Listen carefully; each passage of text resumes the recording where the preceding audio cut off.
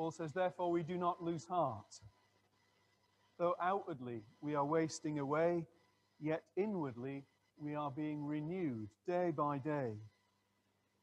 For our light and momentary troubles are achieving for us an eternal glory that far outweighs them all. So we fix our eyes not on what is seen, but on what is unseen. Since what is seen is temporary, but what is unseen is eternal.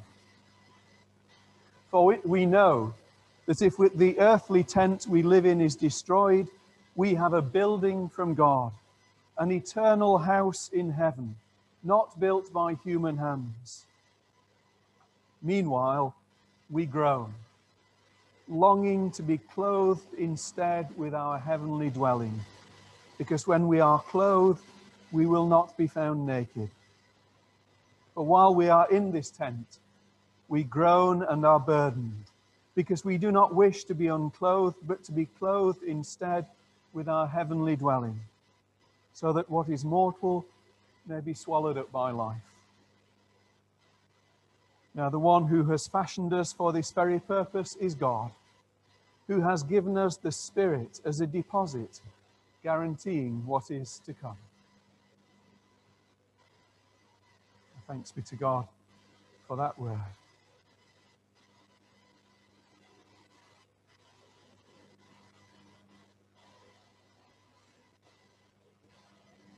I'm feeling very old today, partly because on Thursday this week I had to ring my utility company. Now that is an aging experience in itself, isn't it? You know what it's like. You go on your website, you can't find what you want. The bill that should be there isn't there. So you go to their FAQs and you find all the questions to all kinds of answers to all kinds of questions you're not asking. And what you really want to do is to ask a simple question: why is my latest statement not yet available?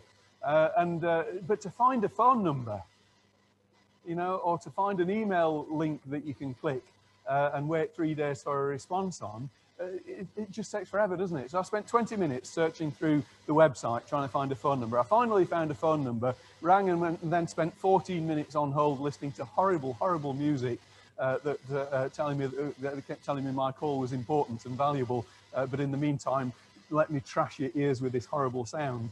And then finally an answer, and a man came on the phone. Can I take your name, please? I told him my name. Perfect, he said. And I wanted to say, well, I'm far from it.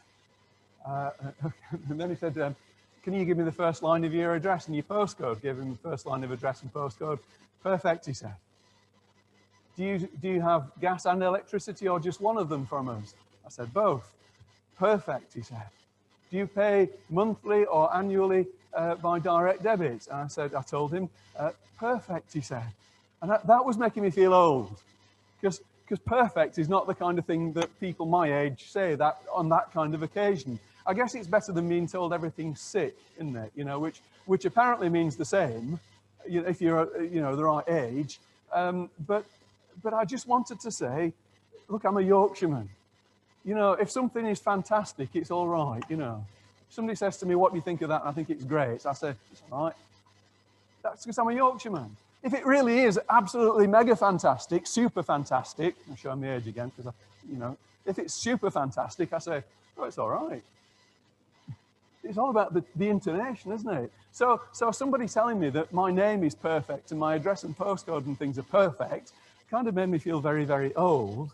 But also, it made me a little bit envious, because I thought, well, wouldn't it be great to look at the world and just see everything as perfect? And to be so positive about things when, I'm just generally grumpy about most things. To be so positive about things. But then the grumpy part of me came over and I thought, well, actually, what they're doing really is they're cheapening the word perfect. If that's their standard of perfection, then it's not my standard. It's not high enough, I thought. So anyway, but the truth is, this world and everything in it are not perfect, are they? You don't need me to tell you that. We know that and we experience it all the time. And sometimes things are so far from perfect that, like the psalmist in Psalm 130, we just feel we are in the depths, in the darkest place of all. And we struggle to make sense of why things are as they are. And Paul, writing here to the Corinthians, acknowledges the troubles and the hardship. He talks about the things that we go through, that we are wasting away, that we are groaning and crying out, and we are burdened and we are longing for something better.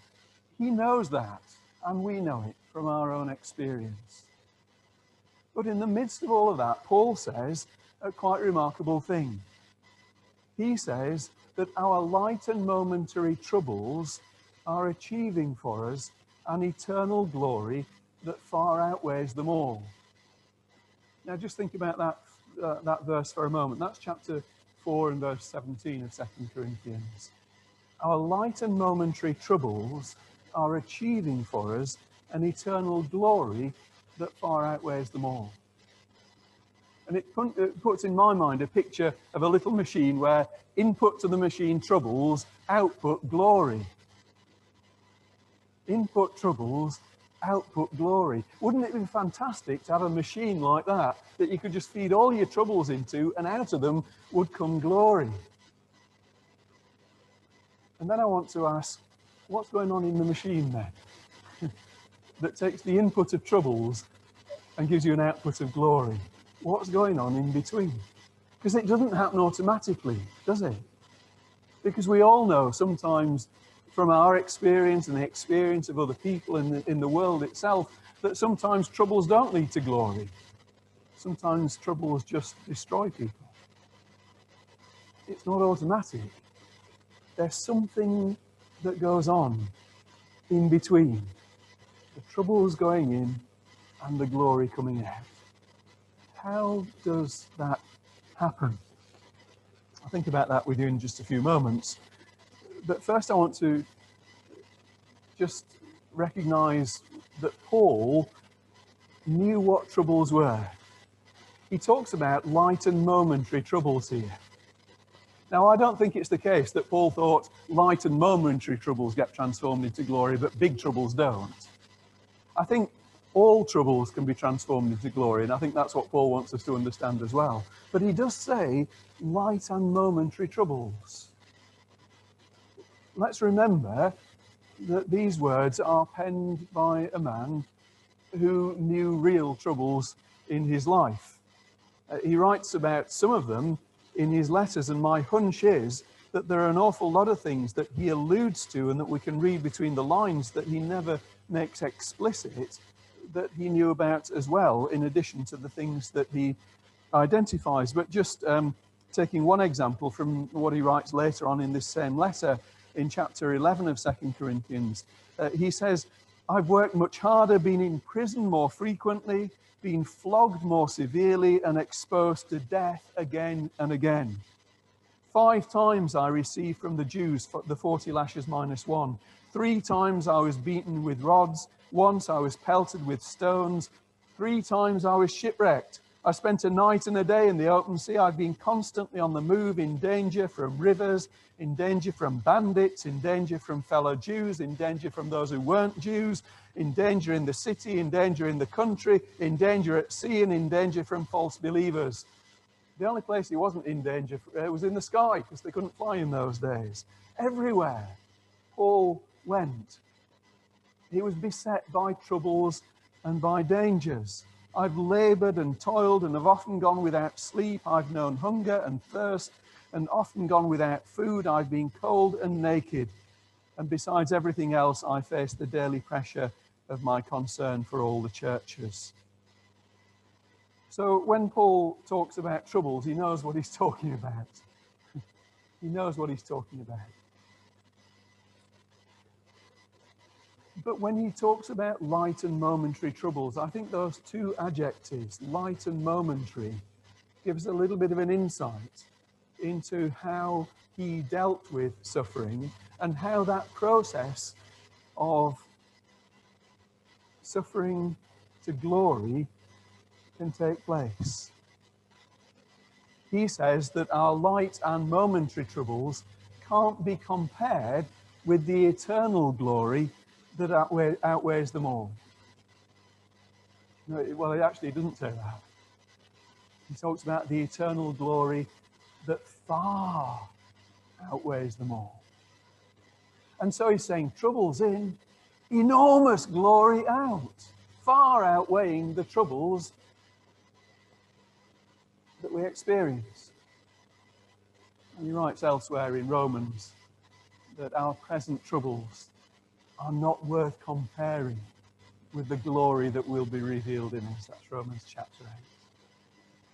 And it seems that this is something that Paul taught everywhere he went, to the churches,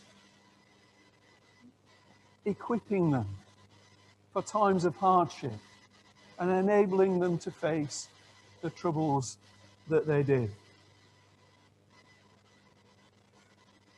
Well, how did he do that? How does that process happen? I want to suggest to you, first of all, that Paul takes the long view. He takes the long view. He knows that our lives are temporary. That comes over in a number of ways in this passage in 2 Corinthians that we heard, but perhaps most clearly in the way that he talks about our lives here as tents. And he contrasts them with a heavenly dwelling which awaits for us, a house, an eternal house in heaven, he describes it. At the present time, we live in a tent. Now that might signify a whole range of different things to you.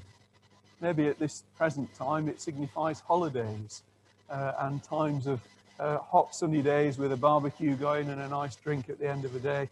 But actually tents are, above all, perhaps about impermanence. I'm in trouble getting my words out this morning. I have the nose fixed and my teeth are not working. It's about impermanence. The fact that our lives in this world, though they seem perhaps for us to go on forever, and we can't conceive of a time perhaps when we will die and we will not exist, nevertheless, our lives here are more like tents compared to an eternal dwelling. And that has a number of implications for us about how we invest in those lives and what we consider to be of value in our lives. But we need to recognize that at the moment we're living in tents. Fragile, flexible, portable, movable, but above all, temporary. And therefore we need to be careful not to invest our every hope and our every dream in these places. So our lives are temporary. Acknowledging that enables us to take a true perspective on our nature and what it means to be a human being created by God, not just for 70 years and 10 or however many years it might be, but for all eternity. If we lose sight of the eternal perspective and focus ourselves only on this life, then our troubles can never seem light and momentary, because the troubles might be the very things that would take away everything that we have. But taking the longer view, we have far more than this tent in which we currently live, this temporary dwelling. And so whatever happens to this tent in which we now live, that's not the end. That's not the final state. Our lives are temporary. That's the first part of taking the long view. The second part of taking the long view is that though our lives are not temporary, neither are our troubles. Paul says they are light and momentary troubles. Sometimes that's evidently so. You have a headache, an hour later it's gone. Momentary trouble. Sometimes those troubles seem to be a lot longer lasting. And frankly, will be with us for years, perhaps. Maybe the whole of our lives. And if not those troubles, then other troubles. But nevertheless, Paul points to the fact that our troubles are not eternal, but momentary. If we envisage our lives as being here and now in this world and only here and now in this world, then yes, they're not going to be momentary because they might take up the whole of our experience. But the whole of our experience, if you take the long view, goes way, way beyond our current lives. And in that sense, they're momentary.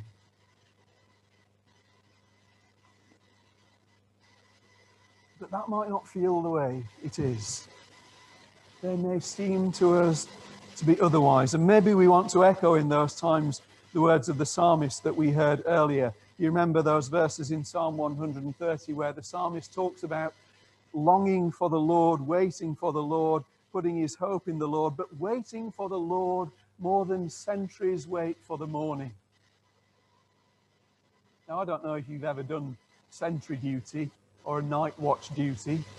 It's not something I've often done, but on those rare occasions when I have done it, I understand what it is to be in those long, slow, dark hours of night when all you can do is struggle to stay awake and long for the morning to come, for that sky to begin to lighten, and in fullness of time for the sun to rise and a new day to come. And those long, dark hours of night seem interminable. And when you have to stay awake, well, it can be a real struggle. And the psalmist says, he waits for the Lord more than centuries wait for the morning. And in those dark hours of night, if you're on night watch, you cannot make the morning come any quicker.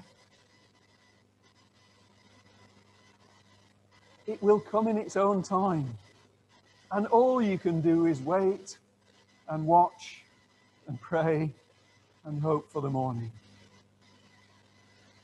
And maybe in our times of trouble when we wait for the Lord, that is all we can do, is wait and watch and long and pray. Maybe we can't speed the dawn, and all we can do is patiently get through.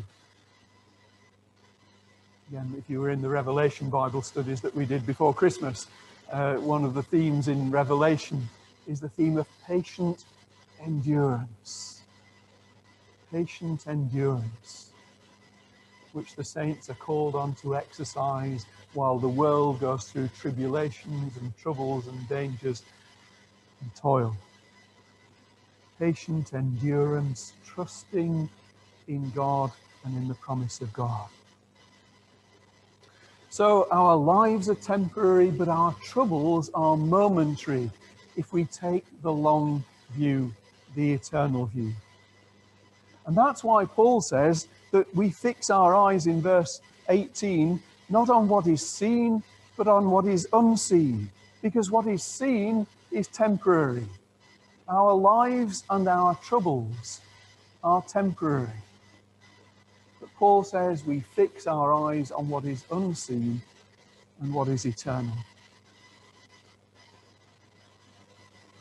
And in the midst of all of that, like the psalmist, we pray, trusting the Lord, waiting on God.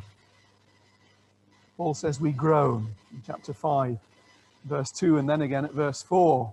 He talks about us groaning and being burdened, longing to be clothed with our heavenly dwelling, longing for our eternal destiny, longing for the dawn of a new day. But not groaning into a void, even when it seems that there is no one there.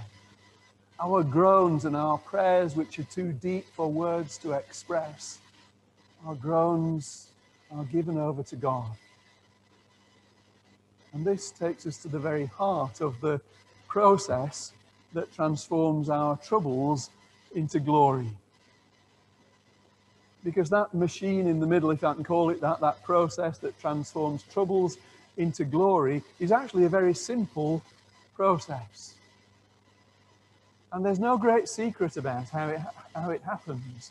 You don't need to go on a 6-month seminar course learning how to transform your troubles into glory. Because at the heart, it's the simplest thing of all, and that is to allow those troubles to drive us to God and not from God. To allow those troubles to drive us to God and not from God. Because at the heart of our faith is this relationship with God, which means that whenever things come our way, whatever things they are, we take them to Him, whether they are our joys or our sorrows, because we're in relationship with Him. And as children to a father, as you might go to your spouse, when you have a joy or a sorrow or a trouble, the most natural thing of all is to take it honestly and openly to them. And this covenant relationship in which we stand with God is one in which He invites us to bring everything that we are and everything that we go through, all of our life's experience, all of our hopes and our dreams, to Him. So Paul's approach is not a things can only get better optimism. And it's not just trusting ourselves to fate and saying, whatever will be, will be. And all things must pass and one day things will get better, because that's just optimism. No, this is about exercising faith in the one who raised Jesus from the dead. And it all actually goes back to a verse just a few verses before our reading this morning began.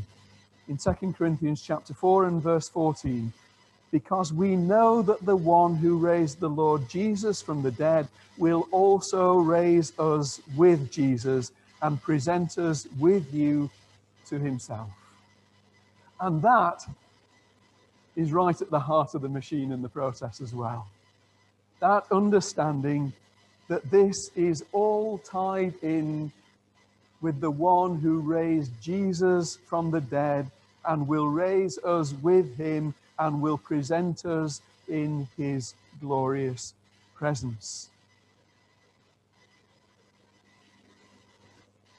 It's about the one who is the supreme example of one who transformed trouble to glory, who for the joy set before Him endured the cross, despising its shame, and sat down at the right hand of the throne of God. How did He do that? He did that because He trusted God.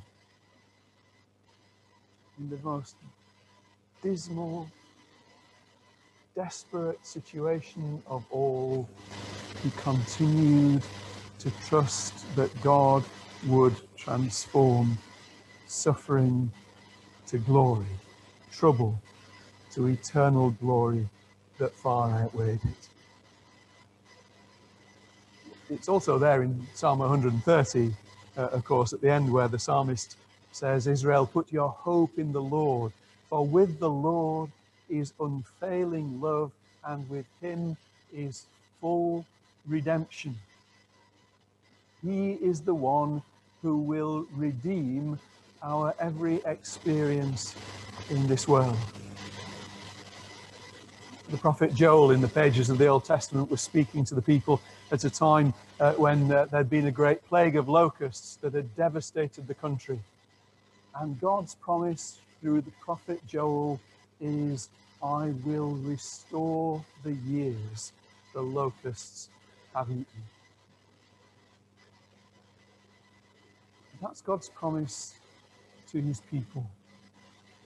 We've come through a year which has almost been, in some respects, like a great locust swarm, hasn't it? It has consumed so much of our lives, and we have lost so much, and there is still so much to get through, let alone what's happening in other parts of the world, and the grief and the trouble and the fear that exists in many places. But God is the God who redeems and restores and repays, if not in this world, in eternity. And so our troubles, our light, momentary troubles, are achieving for us an eternal glory that far, far outweighs them all. Let's pray.